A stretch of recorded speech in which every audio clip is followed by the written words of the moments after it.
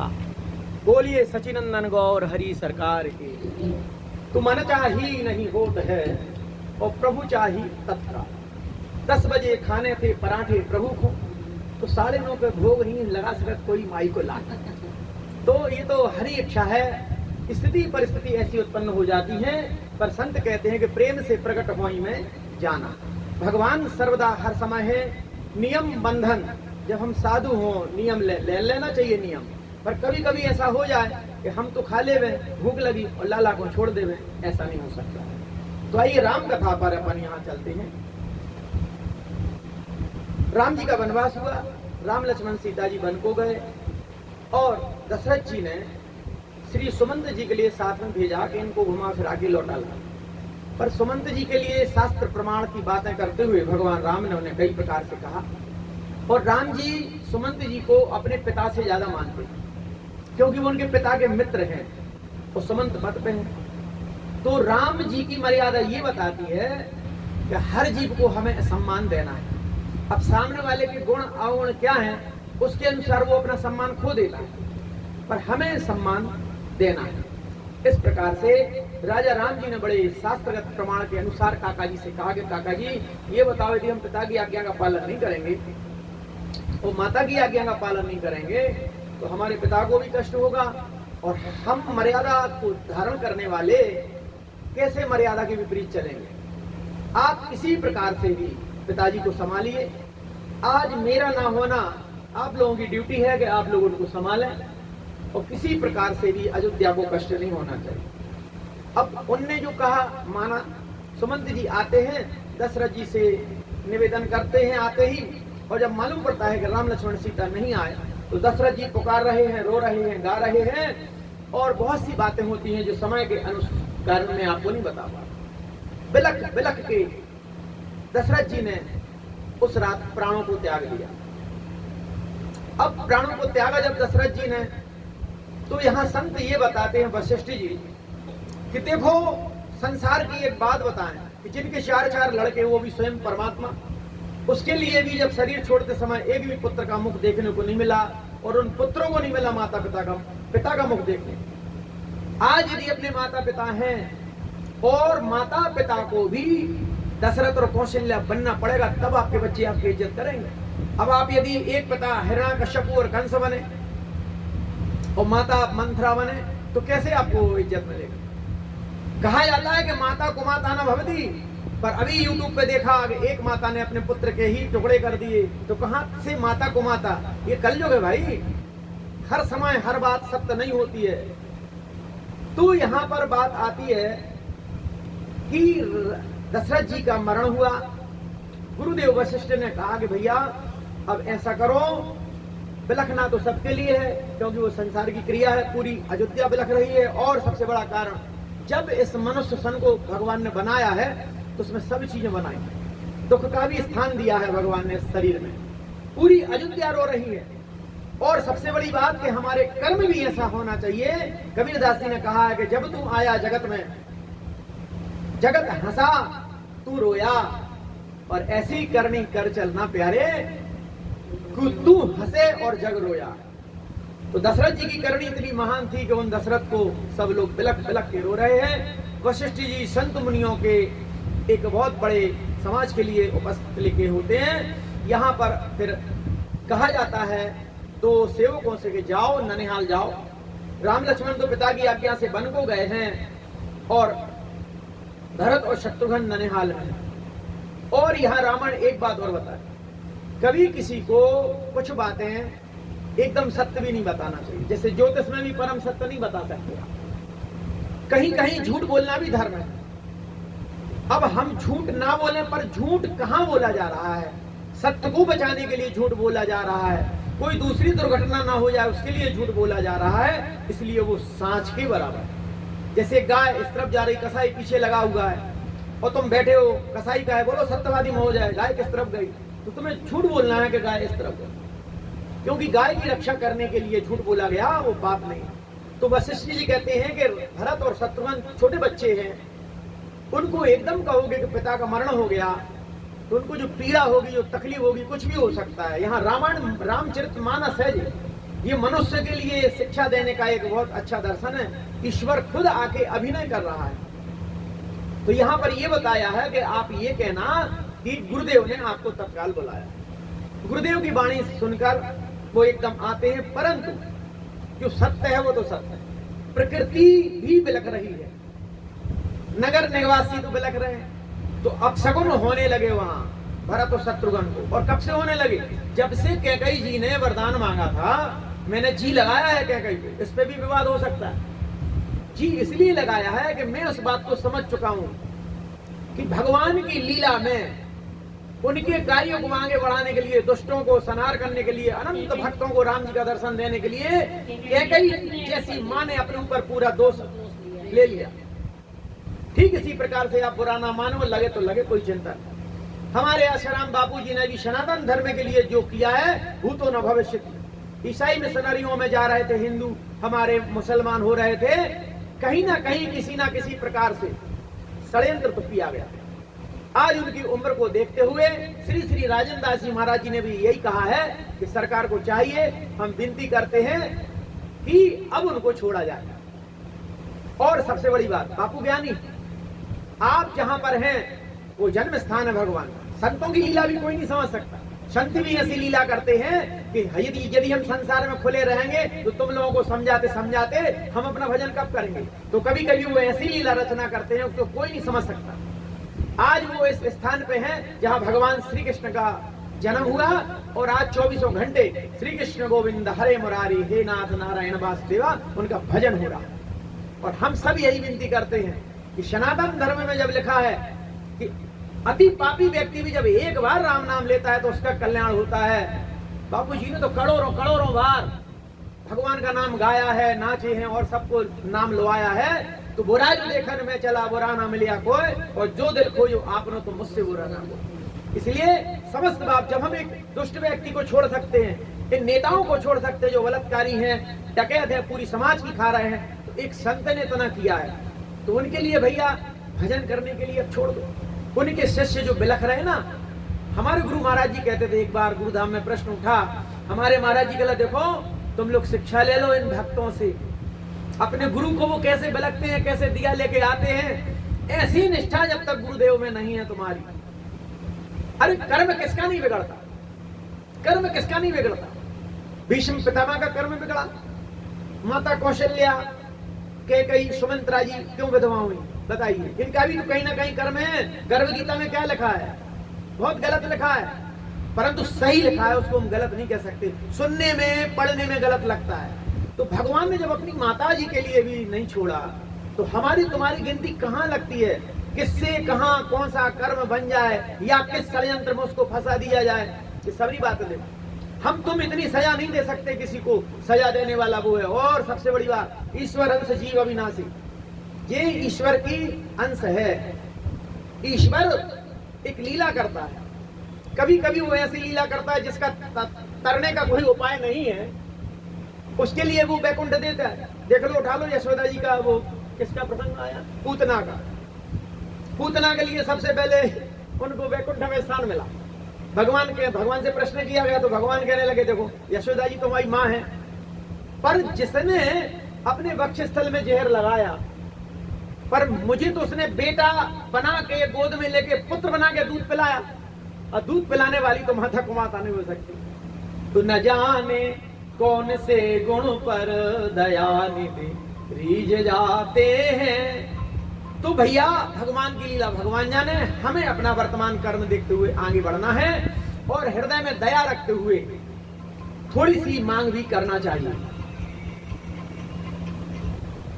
श्री राम जय जय राम, श्री राम जय जय राम, श्री राम जय जय राम, श्री राम जय जय राम। कथा आगे बढ़ती है। अब भरत जी आते हैं, पूरी अयोध्या को बेहाल देखते हैं और उनको अपशगुन होने लगे। तो उन्होंने वहीं ननिहाल में क्या किया, देखो एक संसारी क्रिया है। बिना शिव जी, बिना भगवती, बिना गणेश की कृपा के भगवान की भक्ति भी नहीं मिलती। अनंत जन्म आपको पहले प्रयास करना चाहिए। जब हम BA BSc करते हैं तो इसके पहले कितनी क्लास पढ़ते, 16 क्लासें 15 क्लासें अपन को और भी पढ़ना पड़ती, तब अपन जाके एक लक्ष्य पे आते। तो जब 16 क्लासें यहाँ पढ़ना है एक पापी पेट के लिए, 250 ग्राम की डबलिया भरने के लिए, थोड़ी सी आवश्यकताएं पूर्ति करने के लिए, तो हमें हरि भजन के लिए न जाने कितने जन्म लेना पड़ेंगे। जन्म जन्म, इसी में लिखा है रामचरितमानस, जन्म जन्म मुनि जतन कराही, परंतु हमारे प्रारब्ध वर्तमान कर्म कुछ के बस, मरत राम मुख आवत नाही। अब यहीं देख लीजिए प्रसंग, दशरथ जी का शरीर छूटा और क्या हुआ, उनको स्वर्ग मिला, और स्वर्ग की कामना नहीं करते भक्त, और लिखना भी नहीं चाहिए किसी को स्वर्गवासी, ये सबसे बड़ी बेवकूफी है। देखो हमारी माता जी का बैनर, ये तो मृत्यु दिवस लिखा है, स्वर्गवासी इसलिए नहीं लिखना चाहिए कि स्वर्ग भी सोने की जंजीर है, संसार लोहे की जंजीर है, स्वर्ग में उच्च क्वालिटी के भोग विलास है। आपका एटीएम में जो धन है तो आपकी सब जगह परख होगी। इसी प्रकार से इंद्र भी वहां पाप, आपके पाप और पुण्य, तो जो पुण्य जो है, पुण्यों की पूंजी खत्म होती है, पुनः आपके लिए स्वर्ग जाने के बाद एक श्रेष्ठ उच्च धनवान कुल में भेज दिया जाता है। पर यहाँ आने के बाद क्या गारंटी है कि आप अच्छे कर्म करोगे।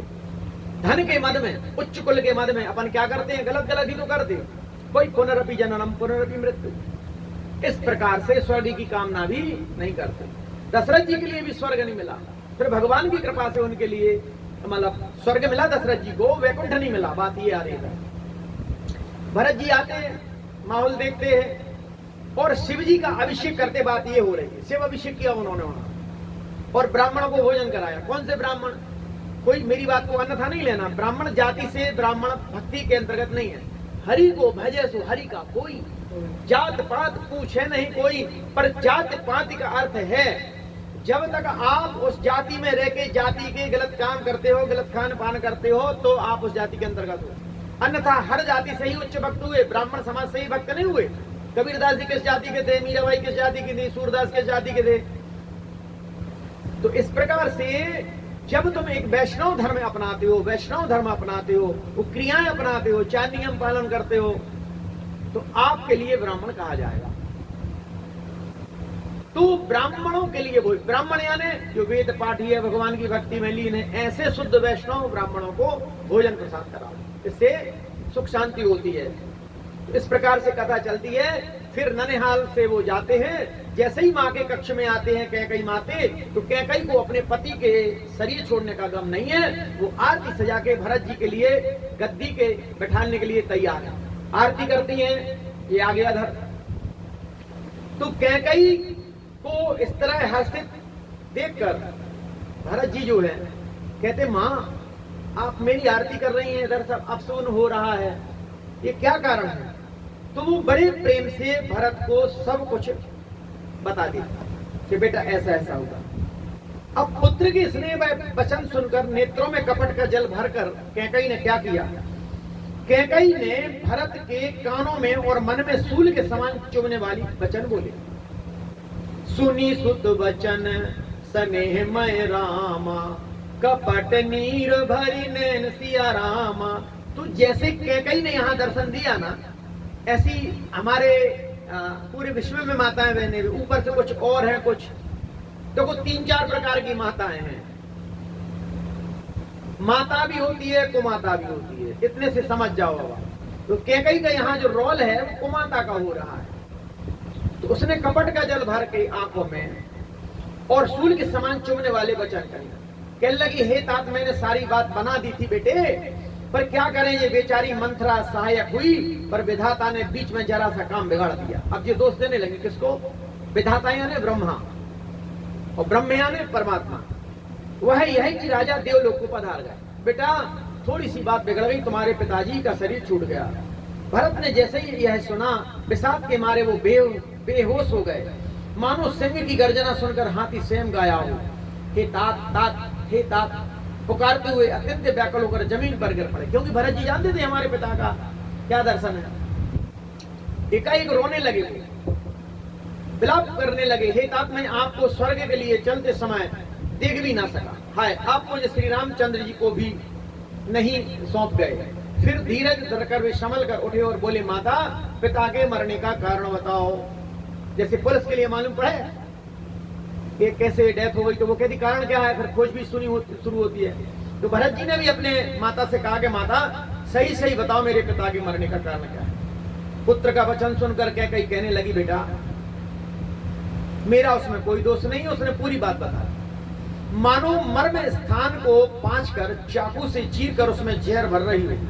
कुटिल और कठोर कैकेयी ने अपनी सब करनी शुरू से आखिर तक प्रसन्न मन से सुना दी। यही गलती कर दी, प्रसन्न मन से, दुखी मन से सुना दी तो अलग था। तू भरत तहीं बिसरेऊ पितु वचन रामा सुनत राम वन गौन सिया रामा हे तू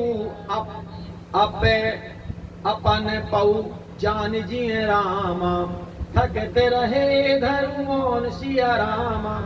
जैसे ही भरत जी ने रामचंद्र जी का बन जाना सुना, भरत जी को पिता का मरण भी दिमाग से उचट गया, भूल गए। हृदय में सारे अनर्थ का कारण अपने को ही जानकर भरत जी अब ये समझ रहे कि मेरे कारण ये होगा। ये होती है वैष्णवों की क्वालिटी। वैष्णव अपने आप के लिए दोष देते और संसारी दूसरे को दोष देते। तो भैया इस प्रकार से दुखी हैं भरत जी और अपने आप को अनर्थ का कारण जानकर वे मौन होकर स्तंभित रह गए। पुत्र को व्याकुल देखकर कैकेयी समझाने लगी मानो जले पर नमक लगा रही और बोली हे तात राजा सोच करने योग्य नहीं है। लोग दूसरी गलती कर कैकेयी क्या कह रही, सोच करने योग्य नहीं है बेटा, दुखी मत मनाओ। उन्होंने पुण्य और यश कमाकर उसका पर्याप्त भोग कर लिया, इसलिए शरीर के समय हुए चले गए। अपने घर में कोई कितने बुजुर्ग चला जाता है, कोई नहीं चाहता कि हमारे दादाजी पिताजी कभी जाएं, कितने उम्र हो, थोड़ी सेवा और क्यों नहीं मिली। तो भरत जी क्यों नहीं सोचेंगे। और कैकेयी कह रही है कि वो तो यश कमा के चले गए। जीवन काल में ही उन्होंने जन्म लेने के संपूर्ण फल पा लिए बेटा, अंत में वे इंद्रलोक को चले गए। ऐसा विचार कर सोच को छोड़ दो और समाज के सहित नगर का राज्य करो। देख लो इस प्रकार के अभी भी लोग हैं और ऐसा नहीं हमारे तुम्हारे अंदर सबके अंदर लोग हैं। ये कब जाएगा। शंकराचार्य जी ने इतने जटिल भाषा से लिख दिए, शिव के अवतार है शंकराचार्य जी, बोलो शंकराचार्य भगवान की। उन्होंने अंतिम शब्द यही लिख दिया क्योंकि वो परम भक्त है ना राम के। अब राम कहते हैं शिव की भक्ति, शिव कहते हैं राम की भक्ति, इसलिए भैया दोनों के चक्कर में मत पड़ो। शिव जी की बात मान लो, कल्याण हो जाएगा। 100 करोड़ रावण में से शिव जी ने सिर्फ राम नाम लिया और राम नाम जपते। तो यहाँ पर बात क्या हुआ, मैं अभी क्या कह रहा था, इंद्रलोक को चले गए। ऐसा विचार छोड़ दो बेटा और समाज सहित नगर का राज्य करो। कैकेयी कहती है राज करो। तो सुनी सुठी सह में वो राजकुमारो। जैसे ही भरत जी ने सुना तो वो सहम गए। पाके छत जनु लागे अंगारू और धीरज धरी भरी ले ही उसासा पापनी सवही भांति कुल नासा। राजकुमार भरत जी है सुनकर बहुत ही सहम गए, क्योंकि भक्त जो है वो राजपाट नहीं चाहता, वो भगवान के चरण कमल की सेवा चाहता है। भरत जी तो कहते ना धर्म न अर्थ न काम रुचि गति न चहो निर्वाण जन्म जन्म सिया राम पर। बापू जी की एक बात बहुत अच्छी लगती थी, जब प्रवचन के बीच में बोलते थे राम तो श्री राम तो बोलना ही पड़ेगा, अभी तक याद है मुझे। इसलिए सिया राम मैं सब जग जानी और करऊं प्रणाम जोरी जोग पानी। तो इस प्रकार से मानो पके घाव पर अंगार छू गया।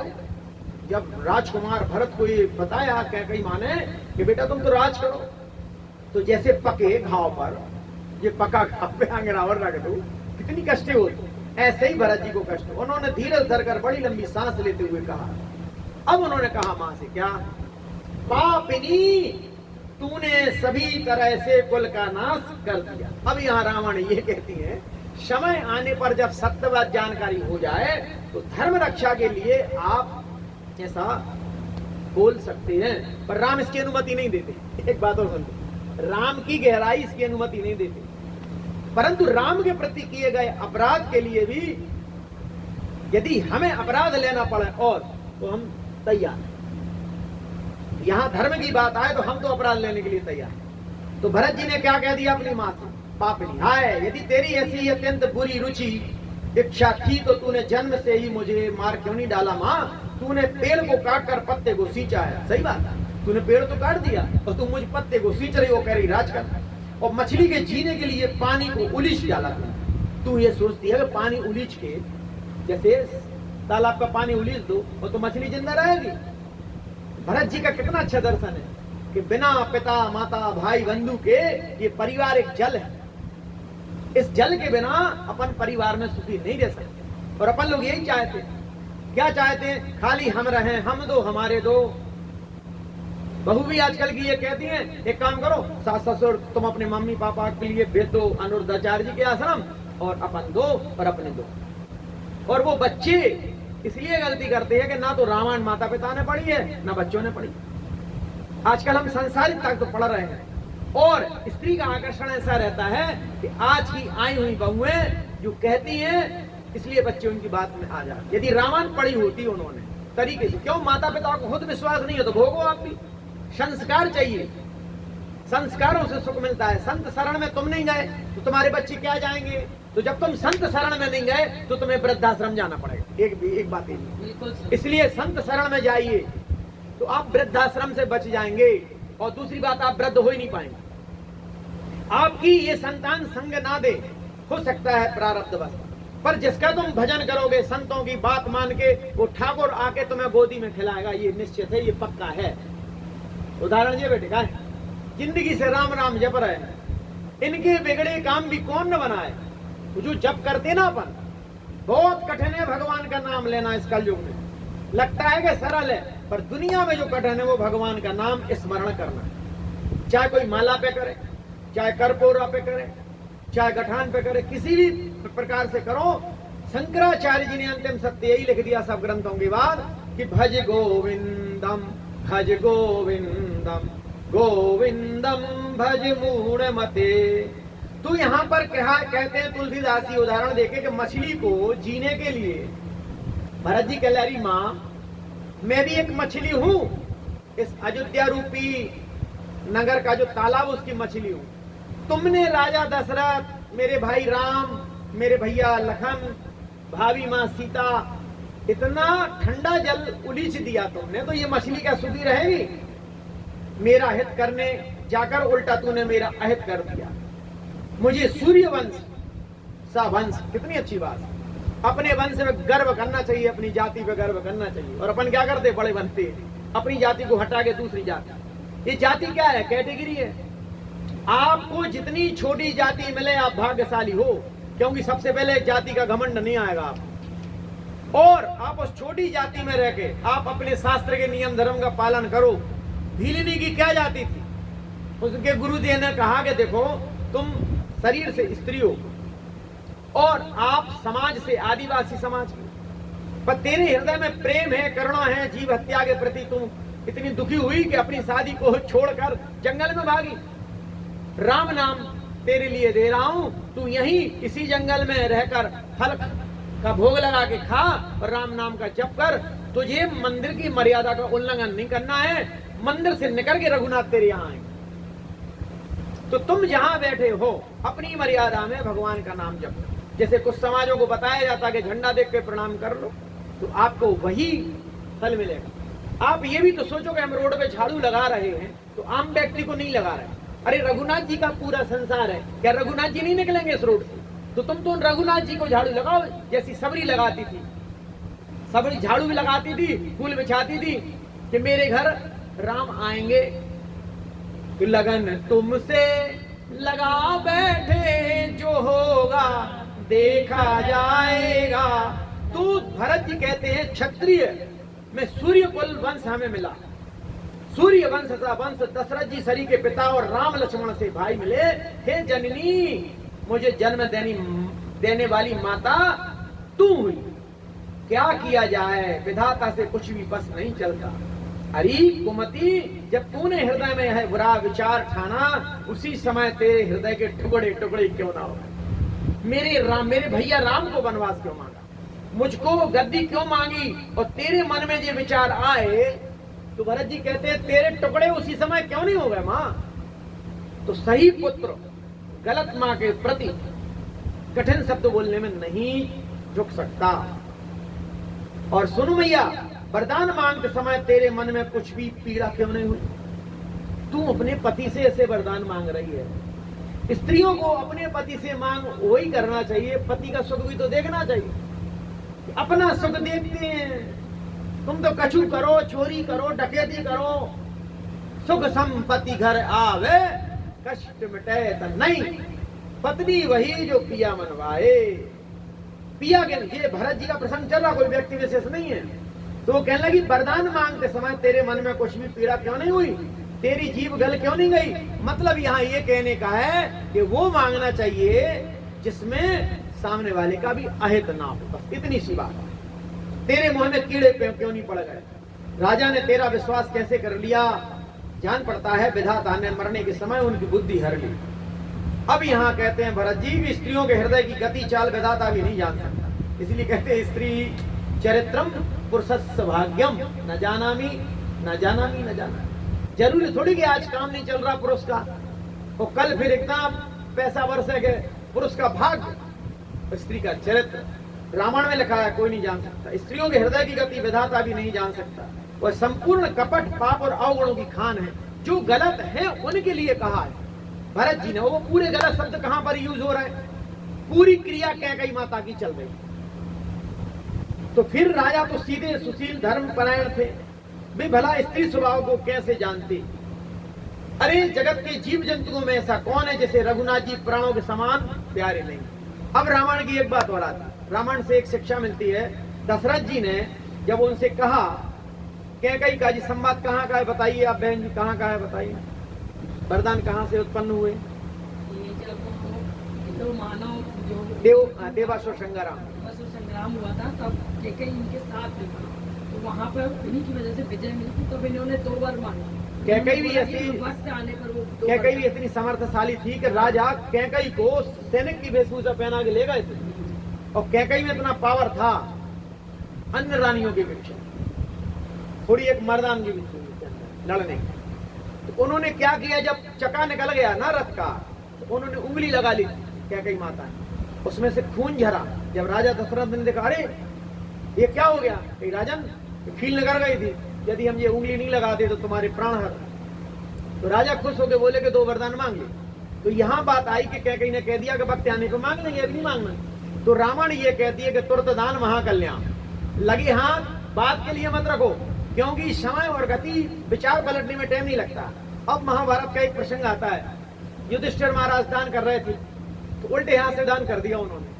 तो भीष्म वो भीमसेन कहने लगे बड़े भैया उल्टे हाथ से दान करना, तो कहने लगे भैया सीधे हाथ आते आते हमारे मन पलट जाए, विचार पलट जाए, इसलिए समय की गति देखते। कभी कभी क्या है नियम से अपन बाहर भी चले जाते, जैसे आज ही हम लोगों ने दही का वो लगाया, शास्त्र की बात है, आज्ञा मानना चाहिए कि दही जो है रात में नहीं खाना चाहिए। पर कभी कभार यदि ऐसी इच्छा हो जाए, मान लो तुम्हारी नहीं भगवान की इच्छा है, लाला तो दही को चटो रहा है, तो वो दही खट्टा नहीं होना चाहिए। नंबर 1, 4-5 घंटे पहले का जमा होना, जिसको बोलते हैं मीठा दही, वो नुकसान नहीं है। पर शास्त्र के विरुद्ध में हम ये नहीं कहते कि खाना चाहिए, निरंतर नहीं खाना चाहिए। कभी कभार ऐसे मेहमान आ जाएं, कभी करना पड़े, तो भगवान को भोग लगा देने से उसका असर वो नहीं रहेगा, वो दही नहीं रहेगा, वो भगवत प्रसाद हो जाएगा। तो यहाँ पर भरत जी माता के लिए खरी खोटी सुनाते हैं और कहने लगे तेरे मुंह में कीड़े क्यों नहीं पड़ गए, विधाता भी नहीं जान सका, वह संपूर्ण कपट और पाप और अवगुणों की खान है। फिर राजा सीधे सुशील धर्मपरायण भला स्त्री स्वभाव को कैसे जाने। अरे जगत के जीव जंतुओं में ऐसा कौन है जिसे मेरे रघुनाथ जी प्राणों से ज्यादा प्रिय नहीं है। वे रामचंद्र जी भी तुझे अहित हो गए, बैरी लगने लगे। जो राम जगत को प्रिय है हरी माता, वो तुझको बैरी लगने लगे। तू कौन है? भरत जी कह रहे मैया से। क्या क्या कैसे कह रहे? अरे तू कौन है बता, डायन है कि लंकिनी है कि संकिनी है, तू कौन है मुझे सच सच बता। तू जो है सो है। अब मुंह में स्याही पोतकर, मुंह बनाकर, मुंह काला करके उठकर मेरी आंखों की ओर से जा बैठ। भरत जी बहुत गुस्सा में है, कैकेयी के लिए अपनी नजर से हटा देते हैं। तो थोड़ा प्रसंग अपन यहाँ विश्राम कर देते हैं। बोलो राजा रामचंद्र भगवान की जय। तो श्री राम जय राम जय जय राम, श्री राम जय राम जय जय राम, श्री राम जय राम जय जय राम।